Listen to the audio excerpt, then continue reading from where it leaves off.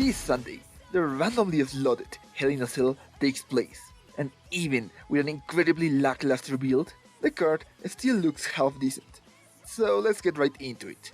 I'm Power Wrestling, and these are my predictions for the 5 announced matches. Let's start with Rhea Ripley versus Charlotte Flair for the Raw Women's title. This has been one of the feuds with the worst build in quite a while. Both women have been made to look foolish with unnecessary losses to Nikki Cross and awful backstage segments. Ripley's title reign started on a bad note and it's yet to truly improve. I was leaning towards a Ripley victory, but now I think Charlotte will win the belt and move on to feud with Nikki Cross. Then we have Bianca Belair versus Bayley for the SmackDown Women's title. On paper, this should have been an easy story to tell. Bayley is a veteran with multiple title reigns.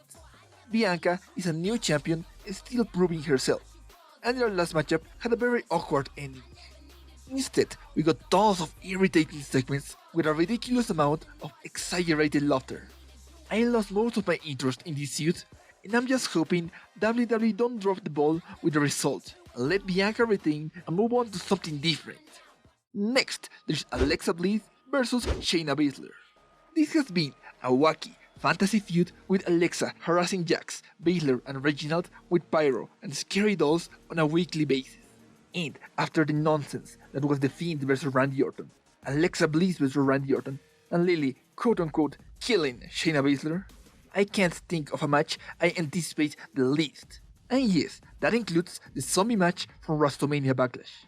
I don't care who wins, but it's very obvious WWE sees a lot in this new Alexa character. After that, Roman Reigns takes on Rey Mysterio in a Hell in a Cell match for the Universal title. This is a rare case where the match with the least amount of build on the card is also the one with the best build. Roman Reigns has spent the better part of the past month on a back and forth argument with Jimmy and Jey Uso over their roles in their family in what is essentially the saving grace of SmackDown. However, in his path to prove Jimmy wrong, he assaulted the Mysterios, creating brand new enemies in the process. And now, with less than a month of build, this has become my most anticipated match on the card, and not even the obvious result of Roman retaining is enough to make me less excited. And finally, Bobby Lashley faces Drew McIntyre in a Hell in a Cell match for the WWE title. Once again, WWE took what was a decent feud and completely overextended it beyond the point of amusement or logic. It did take an interesting turn with Kofi Kingston's sudden inclusion, and based on his interactions with MVP, we might see more of him in the future. But first, we gotta get through this mess with Drew, which thankfully may arrive as soon as this Sunday. This is his last shot at the title, and after he pinned Lashley on this week's Raw, I have no doubt Lashley is retaining this Sunday. Before I leave, I'll quickly go through a few matches that as of this recording have yet to be confirmed for Hell in a Cell, but could still be added at the last minute.